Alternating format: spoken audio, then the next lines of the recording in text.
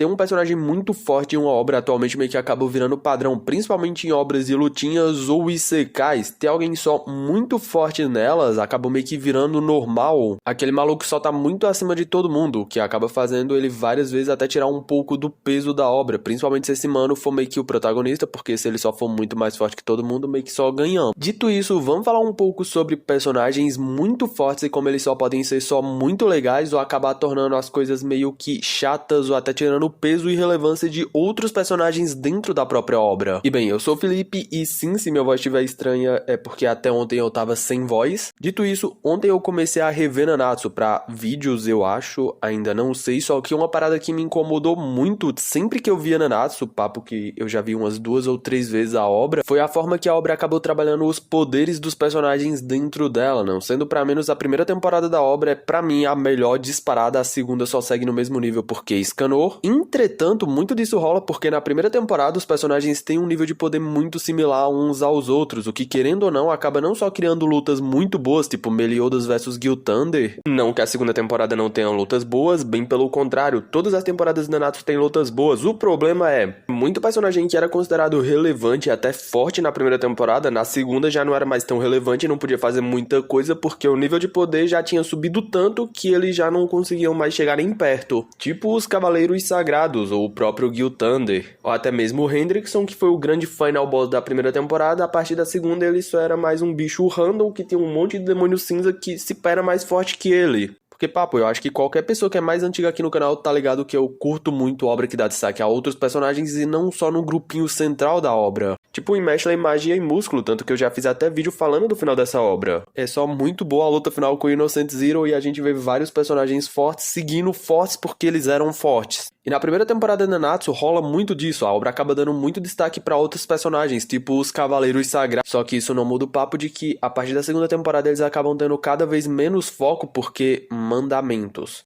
E sinceramente, eu não acho a adição dos mandamentos ruins, bem pelo contrário, eu acho os mandamentos só muito legais, cada um. O problema é, eles só são muito fortes, e beleza eles serem fortes, eles são meio que a elite do clã dos demônios e tal, que pelo que eu lembro é o clã mais forte da obra, parelhado com o clã das deusas. Mas ainda assim, isso não muda o papo de que se juntar todos os Cavaleiros Sagrados de Britânia, talvez nem tanquem o Galland, que tomou um pau do Escanor, que já era muito mais forte que ele. Então, assim, a régua de poder subiu muito. Vocês notam como o nível de poder dentro do universo da obra, de uma temporada pra outra, só acabou ficando muito desproporcional. Na primeira temporada a gente vê uma galera ali que tá no nível dos pecados, que até ali eram a galera mais forte da obra. Mas na outra o Galan simplesmente spawna no meio do reino, limpa o chão com todo mundo, o que acaba obrigando os protagonistas a só terem que ficar muito mais forte, rushando o nível de poder deles de um jeito que é só muito absurdo. E isso acaba rolando só com explicados, porque literalmente se fizesse isso com todos os personagens ia deixar a obra muito estranha, porque do nada todo mundo só começa a ficar muito mais forte, o que até mesmo entre os pecados acaba fazendo só alguns deles irem ficando mais fortes gradativamente, tipo o Meliodas, que a partir da segunda temporada o maluco meio que recupera o verdadeiro poder dele papo de 3 vezes. Tanto que esse bagulho da régua subir chega a um ponto onde o Ban, que faz parte da galerinha principal, fica meio que inútil em um certo ponto da obra. Ele tá tão mais fraco que os outros que ele não pode fazer literalmente nada. E mesmo o Ban recebendo um up depois, isso não rola com outros personagens porque ia acabar ficando estranho, que acaba fazendo a galera que tava ali nivelado com os pecados na primeira temporada, ou pelo menos aparentemente estavam nivelados com pecados na primeira temporada,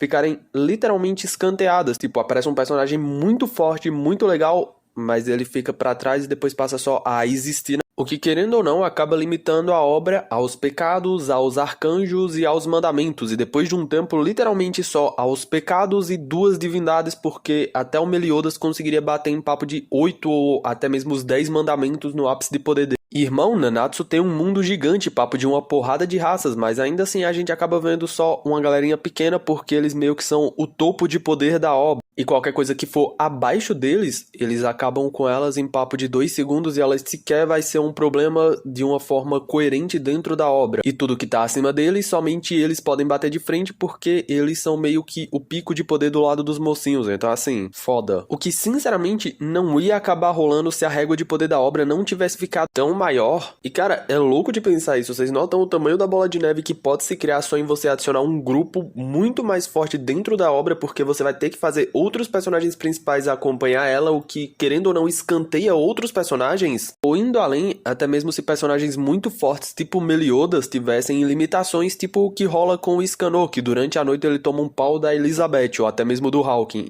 Porque, papo, mesmo sendo muito quebrado, o poder do Scanor tem um funcionamento que se autolimita, porque, querendo ou não, essa é uma das melhores formas de trabalhar personagens muito fortes e dar destaque para outros personagens, que no caso é limitar eles, tipo o que rola em Jujutsu. O Gege criou o Sukuna, foda, o feiticeiro literalmente mais forte da história, tanto que se dependesse dele nem ia ter história porque ele acabava com o mundo em papo dos 2 primeiros capítulos.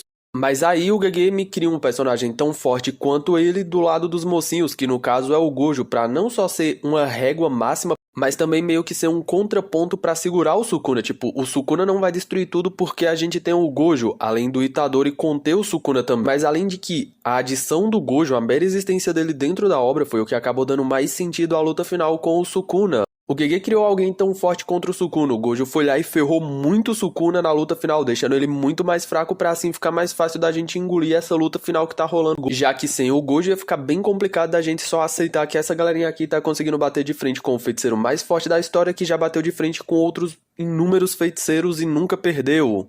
Mas a gente vê isso rolar depois que o Gojo lutou com o Sukuna, faz a gente fazer, pô, não, beleza, mas o Gojo bateu muito no Sukuna, ele tá muito desgastado, então, beleza, a galerinha mais fraca tá fazendo frente a ele. E eu acho essa saída que o Gege criou bem legal pra trabalhar os dois personagens mais fortes da obra. Ao mesmo tempo que ele criou um monstro, ele criou um contraponto pra esse monstro, além de estipular o pico de poder do universo dele. Deixando mais de uma vez na obra bem claro pra gente, com demonstrações e falas, que aqueles dois são literalmente o pico de poder. Depois de usar o Gojo e o Sukuna pra estipular esses pontos e colocar esses feitos pra gente ter uma noção, ele fez literalmente o que Nanatsu fez com o Scanor. Ele simplesmente vai lá e trava os dois personagens mais fortes da obra, selando eles dois e literalmente limitando eles completamente. O Sukuna por causa do Itadori, que tá papo de 90% limitado, e o Gojo 100% limitado por causa do reino da prisão. Isso acaba sendo não só muito interessante como o Gege fez isso, porque ele sabia que evoluir os outros personagens com o Gojo presente ia ser praticamente impossível, porque um problema aparece e o Gojo resolve, então ele basicamente sela o Gojo e aproveita que o Sukuna também tá preso no Itadori e basicamente mostra o pico de poder pra gente e fala, pronto, beleza, agora eu vou tirar eles da obra. E assim pega todos os outros personagens secundários que não ia ter lá seu grande destaque com esses dois monstros dentro da obra e trabalha eles agora que esses dois monstros dentro da obra estão completamente contidos, ou pelo menos no caso do Sukuna 90% contido. Não sendo pra menos, quando o Gojo volta, uma galera que antes não tancava uma maldição de grau especial já tava conseguindo fazer isso, tipo a Maki ou até mesmo o Itadori. Além de fazer a trama andar muito e usar o próprio selamento do Gojo pra fazer a trama andar, impondo vários desafios que pro Gojo seria extremamente fácil de resolver, mas pra galerinha sem o Gojo lá foi extremamente difícil, tipo o jogo do abate ou até mesmo os planos do Kenjaku. Irmão, o Gojo acabaria com o Kenjaku e os planos dele em papo de 2 segundos, mas a galerinha não. Um bagulho que acaba até rolando na primeira temporada de Nanatsu no Taizai. Pensa o Scanor presente na primeira temporada, tipo, a gente só não ia ter nem Hendrickson nem nada.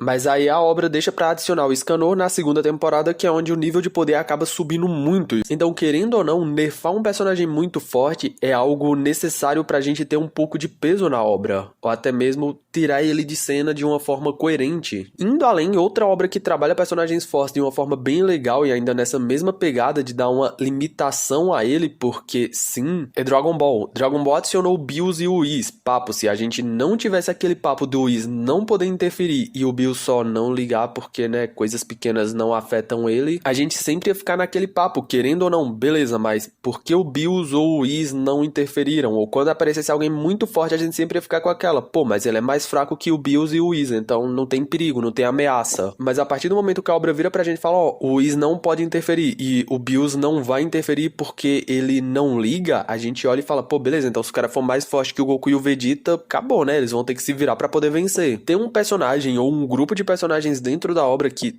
é literalmente Deus Ex Machina, é problemático por si só. Trabalhar eles é uma coisa bem chata e bem complicada. Porque, narrativamente falando, ter esse tipo de personagem abre brecha pra muitos porquês. Tipo aquele famoso, tá, mas por que ele não fez isso? Ou indo além, literalmente consegue acabar com a tensão de várias lutas. Tipo alguns isekais que eu li e vi. Tipo, eu leio porque é legalzinho. porque eu já sei que o protagonista é infinitamente mais forte do que tudo que vai aparecer, porque estranhamente um caminhão consegue dar muitos buffs pra alguém, o que acaba fazendo a gente ver a obra naquela, de tipo, pô, vou ver a obra porque é legalzinha, não porque eu quero uma luta cheia de tensão, porque o protagonista é muito mais forte que todo mundo. E se, sei lá, aparecer alguma coisa muito mais forte que ele, o mundo acabou. É literalmente isso.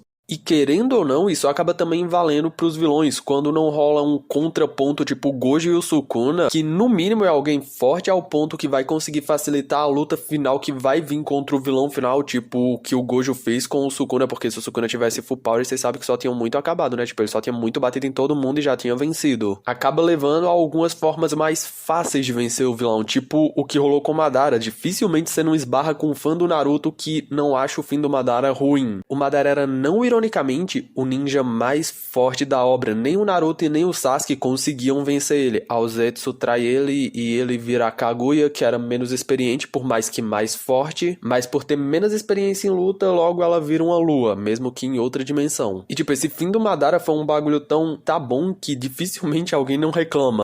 Ou até mesmo aquele velho poder da amizade, tipo que rolou com o Lucifer em Black Clover, que quase me fez dropar a obra. Papo, eu não tô nem zoando, eu quase parei de ler Black Clover ali. Vocês notam como ter alguém muito forte em uma obra é uma linha muito tênue, porque ele pode virar um deus ex machina a qualquer momento, ou simplesmente tirar o destaque de todo e qualquer outro personagem em volta dele, ou simplesmente a obra ter que nerfar ele pra poder lidar com ele. Entretanto, uma outra forma de abordar poder que eu acho muito interessante e que também é muito bom para trabalhar personagens muito fortes é o poder ser o problema e não a solução. Tipo o que o One faz com Mob Psycho 100 ou até mesmo em vários pontos com o próprio Saitama.